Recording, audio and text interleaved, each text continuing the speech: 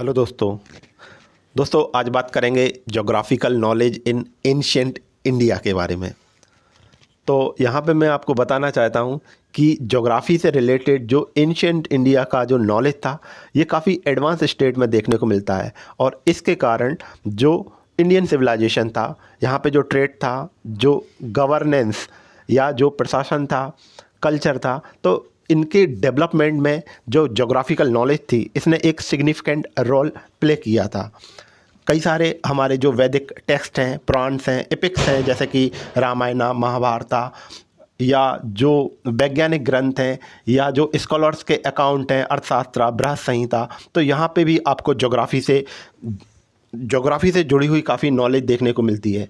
ये एक audio article है और हम यहाँ पे एंशिएंट इंडिया का जो ज्योग्राफिकल नॉलेज था तो उनके क्या सोर्सेस थे, मतलब किस तरह से जो ज्योग्राफिकल जो नॉलेज थी एंशिएंट इंडिया में ये देखने को मिलती है। उन लोगों की क्या अंडरस्टैंडिंग थी लैंड के बारे में, क्लाइमेट के बारे में, वहाँ पे रिवर सिस्टम या माउंटेन्स को किस तरह से वो लोग बुलाया करते थे, ट्रेड रूट्स का क्या डेवलपमेंट था, या जो इंडियन स्कॉलर्स थे तो इनका क्या कंट्रीब्यूशन देखने को मिलता है इंडियन ज्योग्राफी में, या उनका क्या नॉलेज था, तो इसके बारे में हम बात करेंगे। तो चलिए शुरू करते हैं। सबसे पहले तो मैं आपको ये बताता हूँ कि जो एंशिएंट इंडिया था तो यहाँ पे ज्योग्राफिकल नॉलेज के क्या क्या सोर्सेज देखने को मिलते हैं। तो दोस्तों यहाँ पे सबसे पहले तो कई सारे सोर्सेज थे एक्चुअली में। सबसे पहले रिलीजियस टेक्स्ट थे। रिलीजियस टेक्स्ट मतलब जो भी हमारे धार्मिक ग्रंथ हैं, जैसे कि पुराण्स हैं, ऋग्वेद, सामवेद, या जो ट्रैवलर्स के अकाउंट थे, अभी मैं इनके बारे में डिटेल में भी जाऊंगा, ठीक है, या एडमिनिस्ट्रेटिव रिकॉर्ड वगैरह भी आपको देखने को मिलेंगे। तो चलिए देख लेते हैं। तो सबसे पहले जो एंशिएंट टाइम पीरियड में जो ज्योग्राफिकल नॉलेज थी, तो सबसे पहले हम जो वेद थे, वेदों के बारे में बात करते हैं। तो दोस्तों यहाँ पे जो ऋग्वेद था, ये जो कि हमारे एक सबसे ओल्डेस्ट टेक्स्ट है, तो यहाँ पे जो रिवर्स की बात करी गई थी, इंडस रिवर की बात करी गई थी, सिंधु रिवर की बार बार वहाँ पे बात करी गई है, सरस्वती, गंगा या यमुना रिवर का वहाँ पे कई बार जिक्र देखने को मिलता है, मतलब बार बार ये वर्ड्स वहाँ पे देखने को मिलते हैं।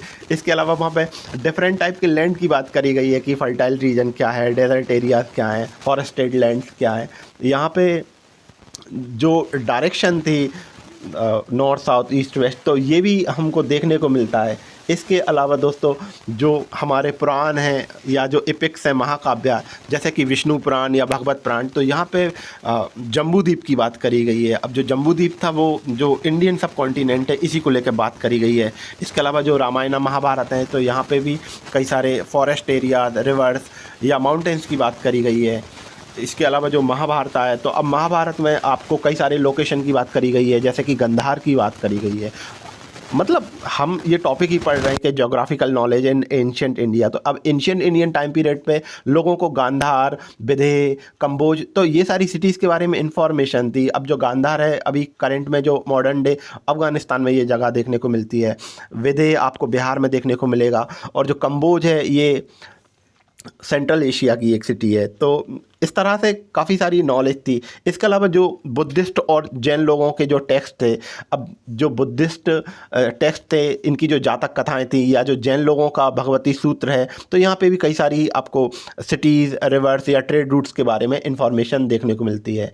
इसके अलावा जो कौटिल्य का अर्थशास्त्र है, ठीक है, तो यहाँ पे 4th सेंचुरी BC के टाइम पे ये लिखा गया था, कौटिल्य ने अर्थशास्त्र लिखा था। और ये जो टेक्स्ट है तो यहाँ पे आपको एडमिनिस्ट्रेटिव और इकोनॉमी से रिलेटेड इन्फॉर्मेशन मिलती है।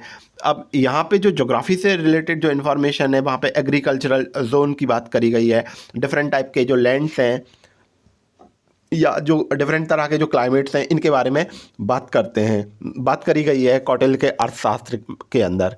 इसके अलावा दोस्तों works of Indian astronomers and geographers. दोस्तों एंशिएंट टाइम पीरियड में कई सारे जो हमारे स्कॉलर्स थे, एस्ट्रोनॉमर्स थे, जोग्राफर्स थे, तो इनको भी अच्छी खासी नॉलेज थी ज्योग्राफी से रिलेटेड। जैसे कि एक पर्सनैलिटी थे बारामिहिर। अब ये बारामिहिर 6th सेंचुरी BC में, देखिए दोस्तों यहाँ पे मैं अभी इनकी बहुत ज़्यादा डिटेल में नहीं जाऊँगा, इनके बारे में ही हम ऑलमोस्ट 1000 वर्ड्स में इनके आंसर कर सकते हैं कि बारामिहिर का क्या कॉन्ट्रीब्यूशन है एंशिएंट इंडिया में, आर्यभट्टा का क्या कॉन्ट्रीब्यूशन है, या भास्कराचार्य या कौटिल्य का। यहाँ पे हम एक डिफरेंट टॉपिक डील कर रहे हैं कि geographical knowledge of ancient India. तो यहाँ पे मैं उतनी ही इन्फॉर्मेशन दूंगा। तो जैसे मैं बता रहा था कि जो इंडियन एस्ट्रोनॉमर थे या जोग्राफर थे, तो उनमें एक बारामिहिर थे। अब ये जो बारामिहिर हैं, बृहत संहिता करके इन्होंने एक टेक्स्ट लिखा था। तो जो बृहत संहिता करके जो टेक्स्ट था, तो यहाँ पे क्लाइमेटिक जोन्स, ठीक है, क्लाइमेटिक जोन्स या रेनफॉल का क्या पैटर्न होता है, या जो ग्रह रहते हैं तो इनके क्या इफ़ेक्ट्स होते हैं, तो ये सारी बातें इन्होंने बारामिहिर ने अपने अकाउंट्स में करी थी बृहत संहिता में। जो आर्यभट्टा थे, तो आर्यभट्टा ये मैथमेटिकल जोग्राफी की इनको काफ़ी इन्फॉर्मेशन थी, और ये 5th सेंचुरी के टाइम पीरियड में देखने को मिलते हैं। तो इन्होंने आइडिया प्रपोज करा कि जो अर्थ है वो स्फेरिकल शेप की है, ये बात ध्यान रखिएगा। इसके अलावा दोस्तों अब बात करते हैं कि concept of land and climate in ancient India. कहने का मतलब ये है कि प्राचीन जो भारत था, तो वहाँ पे आपको जो लैंड थी या जो इंडिया का क्लाइमेट था, तो वहाँ पे किस तरह से इनको बोला जाता था, या उस समय इनकी क्या जोग्राफिकल इन्फॉर्मेशन थी। तो दोस्तों उस समय टाइम पीरियड में क्या था, जो लैंड थी फर्टिलिटी के बेस पे इनका डिवीज़न किया गया था। जैसे कि कुछ टिपिकल हिंदी वर्ड्स यूज़ करे जाते थे, जैसे कि उर्वरा land it means fertile land. अनूप लैंड मतलब जो दलदली जो जगह होती है, मार्शी जो लैंड होती है, उसको बोलते हैं। धनवा करके एक जगह को बोला जाता था, जो कि एक एरिड लैंड होता था, सूखी भूमि होती थी। जंगल तो आपको सब समझ में आ ही रहा है, राइट। इसके अलावा संधारण भूमि, तो ऑर्डिनरी लैंड, इस तरह से इनकी बातें करी गई हैं। इसके अलावा दोस्तों मैं आपको कई सारे क्लाइमेटिक जोन्स के बारे में बता देता हूं कि एंशिएंट टाइम पीरियड में कई सारे जो क्लाइमेटिक जोन्स भी बताए गए थे। जैसे कि climatic zones, different climatic zones बताए गए थे, टेम्परेचर, रेनफॉल, सीजनल वेरिएशन, उनमें क्या देखने को मिलता है। तो यहाँ पे जो एंशिएंट टाइम पीरियड है, यहाँ पे आपको उत्तरादेश की बात करी गई है। अब उत्तरादेश मतलब नॉर्दर्न रीजन, जहाँ पे कोल्ड मतलब ठंडी जगह थी, माउंटेनियस रीजन था। जो हमारे पुराने टेक्स्ट हैं, यहाँ पे आपको मध्य देश की बात करी गई है। मध्य देश मतलब सेंट्रल रीजन, जो कि मध्य प्रदेश या इसके आसपास का जो क्षेत्र है, यहाँ के क्लाइमेट, एग्रीकल्चर की। दक्षिणा देश की जो पुराने अकाउंट्स हैं, टेक्स्ट हैं, एपिक्स हैं, तो यहाँ पे दक्षिण देश की बात करी गई है, मतलब सदर्न रीजन की बात करी गई है, जो कि हॉट और ह्यूमिड क्लाइमेट देखने को यहाँ पे मिलता है। इसके अलावा मेजर रिवर सिस्टम या एंशिएंट इंडिया की बात करी गई है। इंडस रिवर सिस्टम की बात करी गई है। इंडस रिवर सिस्टम में जो सिंधु जो पुराने टेक्स्ट हैं, तो वहाँ पे जो इंडस रिवर है, इसको सिंधु रिवर करके बोला गया है। और इसकी जो ट्रिब्यूटरीज रिवर हैं, उनके भी डिफरेंट तरह से नेम देखने को मिलते हैं। जैसे कि जो बितस्ता रिवर एक नाम आता है बार बार पुराने टेक्स्ट में, जो कि झेलम रिवर को बोला जाता था। अस्किनी रिवर चेनाब को बोला जाता था। परुष्णी रिवर रावी रिवर को बोला जाता था। बिपाशा ब्यास रिवर को बोला जाता था। And Shatudri it means Sutlej river के बारे में बात करी गई है। द गंगा रिवर सिस्टम, तो दोस्तों गंगा रिवर में भी मतलब जो हमारे पुराने टेक्स्ट हैं, तो यहाँ पे कई सारी सिटीज़ के बारे में देखने को मिलेगा कि पाटलिपुत्र है, प्रयागराज है, वाराणसी है। तो ये गंगा रिवर के बैंक पे ये सिटीज़ देखने को मिलते हैं, और गंगा एक होलिएस्ट रिवर देखने को मिलती है। तो इस तरह से दोस्तों जो हमारे जो रिवर सिस्टम है, तो यहाँ पे भी मतलब जो पुराने टेक्स्ट हैं, तो यहाँ पे इनके बारे में डिटेल दी गई है। सरस्वती रिवर की मतलब ऋग्वेद में सरस्वती रिवर की बहुत ज़्यादा डिटेल से बात करी गई है। लेकिन करंट में जो सरस्वती रिवर है वो डिसअपीयर हो चुकी है। तो इस तरह से कई सारे जो रिवर सिस्टम है, इनके बारे में हमें देखने को मिलता है। माउंटेन्स के बारे में भी बात करते हैं कि मतलब जो पुराने टेक्स्ट हैं, अब यहाँ पे हिमालय की बात करी गई है। जगह जगह हिमालय इसको बोला जाता था कि यहाँ पे जो देवता हैं उन लोगों का निवास स्थल है। विंध्यन माउंटेन की जगह जगह पे बात करी गई है। महाभारत में भी आपको रामायण या महाभारत है, तो वहाँ पे भी विंध्यन माउंटेन की बात करी गई है। बोला गया है कि नॉर्दर्न और साउथ इंडिया के बीच में एक माउंटेन है। अब वो माउंटेन कौन सा है, तो वो विंध्यन माउंटेन है, ठीक है। इसके अलावा दोस्तों ट्रेड रूट्स की बात करी गई है।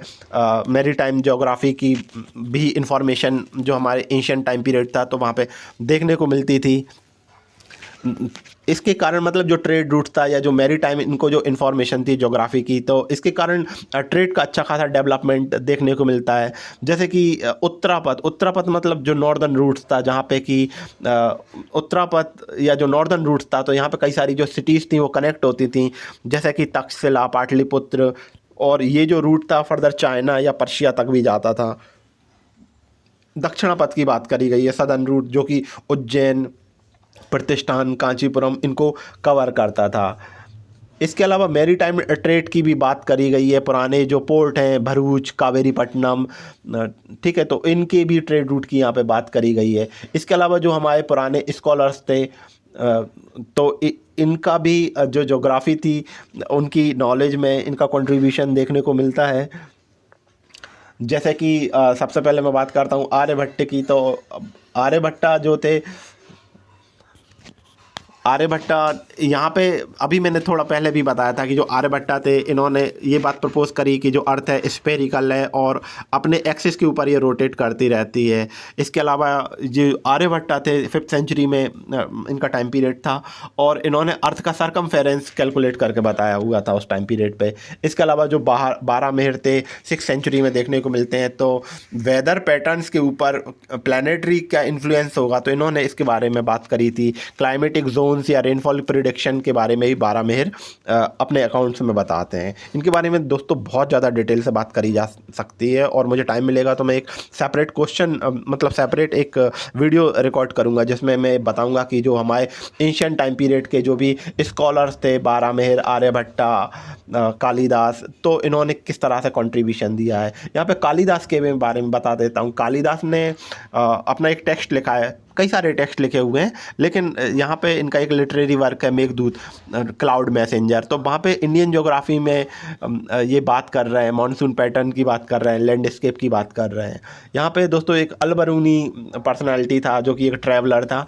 तो ये एक इंडियन स्कॉलर है, इंडिया के अंदर ज्योग्राफी की इन्होंने इन्फॉर्मेशन दी है, और इन्होंने इंडियन जो नॉलेज थी मॉनसून और सीजनल चेंज की, उसके बारे में इनका जो अकाउंट जब हम स्टडी करते हैं तो ये वहाँ पे तारीफ़ करते हैं इंडियन लोगों की कि उनको अच्छी खासी इन्फॉर्मेशन है। तो दोस्तों इस तरह से मैं बात कर रहा था geographical knowledge of ancient India की। तो यहाँ पे मैंने बताया कि कई सारे जो रिलीजियस टेक्स्ट हैं, स्कॉलर्स के जो अकाउंट हैं, तो उनको रिवर्स के बारे में, क्लाइमेट के बारे में, लैंड के बारे में, अर्थ के बारे में, प्लानिटरी सिस्टम के बारे में अच्छा नॉलेज था। और इसके कारण जो इंडिया था तो उसका ट्रेड, कल्चर, एडमिनिस्ट्रेशन, इस तरह से डिफरेंट तरह का डेवलपमेंट देखने को मिलता है हमारे एंशिएंट इंडियन लोगों के ज्योग्राफिकल नॉलेज के कारण। So that's for all today. Thank you दोस्तों, थैंक यू वेरी मच।